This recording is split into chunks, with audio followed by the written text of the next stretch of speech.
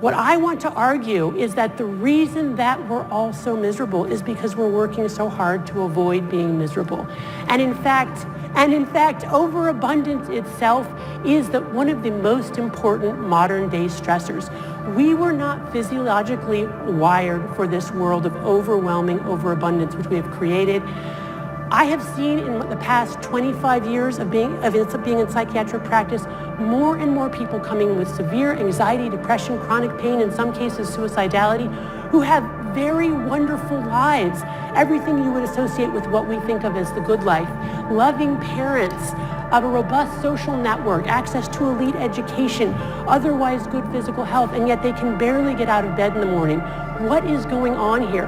I believe that what's happening is that we, as both individuals and nations, are exposed to so many high-reward substances, from our coffee in the morning to that first text that we read to our Netflix binge at night, that we're all in a chronic dopamine deficit state, barely able to enjoy the modest rewards of life and experiencing more and more anxiety and depression.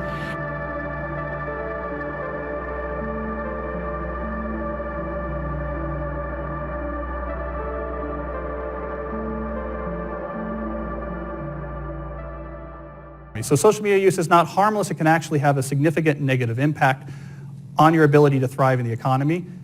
I am especially worried about this when we look at the younger generation coming up, which is the most saturated in this technology.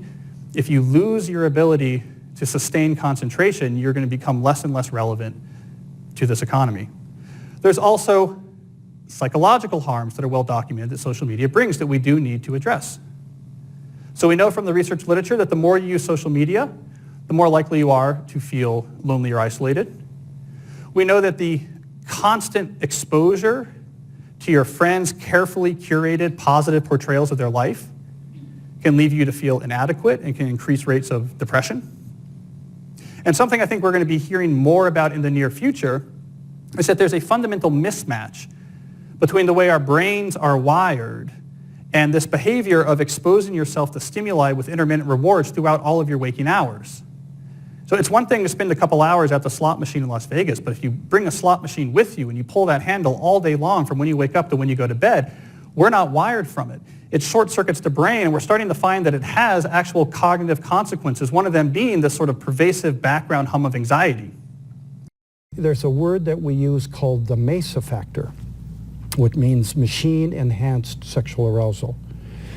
Takes the brain and elevates it to a level that requires so much stimulation that being with just a woman doesn't do it. I hear that from my patients all the time. And there's recent New Yorker cartoon where the guy rolls over, honey, it just doesn't work if it's not on the internet. No joke. That is where it gets for people. And the problem is you get kids who started when they're in the 5th grade, like there's a new book out that just a study of 100 universities involved in this study, and they asked, when did you start looking? And I think it was like 40% of the men and 36% of our current college-age students started looking at the internet sexually before the age of 10. And parents haven't a clue. The thing about the internet is that every time you go on, you don't know what you're going to find. You don't know what you're going to get, when you're going to get it, or how good it's going to be. But when you find something good, you get a small hit of dopamine.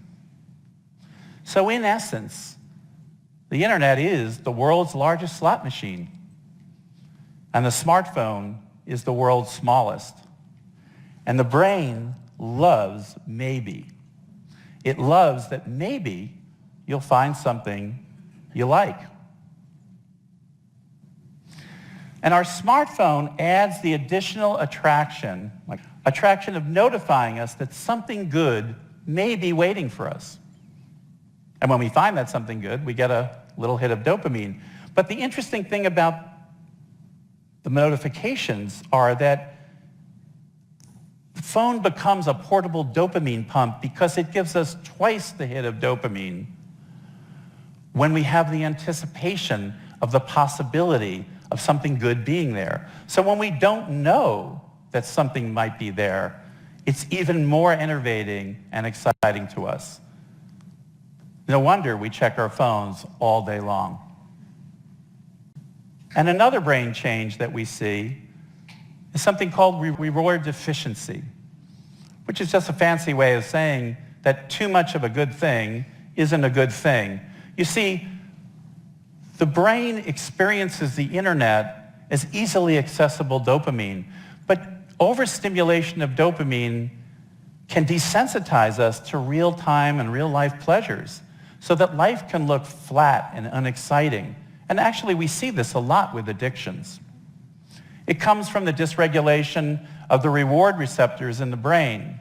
So first, what's the first obvious thing that we have to do? We have to abstain from our drug for long enough for those neuroadaptation gremlins to hop off the pain side of the balance so that homeostasis can be restored. Why is that important? Because it allows us, again, to take pleasure in more modest rewards, but importantly, it also gives us insight. When we're chasing dopamine, we do not see true cause and effect. We need distance from our drug of choice in order to see the true impact that it's having on our lives, our relationships, also our mood, depression, anxiety. So it's very important first we abstain. How long? 4 weeks, again, on average, is the amount of time it takes to reset reward pathways. But if you can't do 4 weeks, do 2 weeks. If you can't do 2 weeks, do a week. If you can't do a week, do a single 24-hour period. And even if it's not long enough to reset reward pathways, it is long enough to experience the withdrawal symptoms. And the universal symptoms of withdrawal from any addictive substance are anxiety, irritability, insomnia, depression, and craving. Well, it's worth remembering that billions of dollars have been invested to try to figure out how to get you to compulsively look at your phone screen. So one of the easiest things you can do to protect yourself from that is just take off the phone the apps in which that investment was made. You can still access them on your computer, at your desktop, but it's not there in your pocket, pulling at your attention at every minute of the day. Well, I recommend that you actually take a full 30 days to step away from the technologies in your personal life that are optional, the things you don't have to have just to keep the lights on or run your business. During that period, actually get back in touch with what you care about, what you actually like to spend your time doing, what your values are, and then when it's over, rebuild your digital life from scratch, just adding back in the tools or services you actually need. There's some evidence to suggest that we have more limitations in our lives now because of our technology. In fact, how free did you feel the last time you left your phone home or in the office and you got that incredibly panicky feeling? So what can we do? First, a more mindful use of our technology. It's too complicated today to not have a conscious plan on how we manage our tech. We have to have a plan on how to deal with the intrusions on our lives. We need to rediscover boredom, which can be a springboard to creativity and social connection, and self-reflection, which is a dying art. We can turn it off sometimes for a few minutes, a few hours, or just during a meal. And we can take tech challenges. The next time we're on a line or in a waiting room or walking our dog, we can resist the temptation to pull out our phones.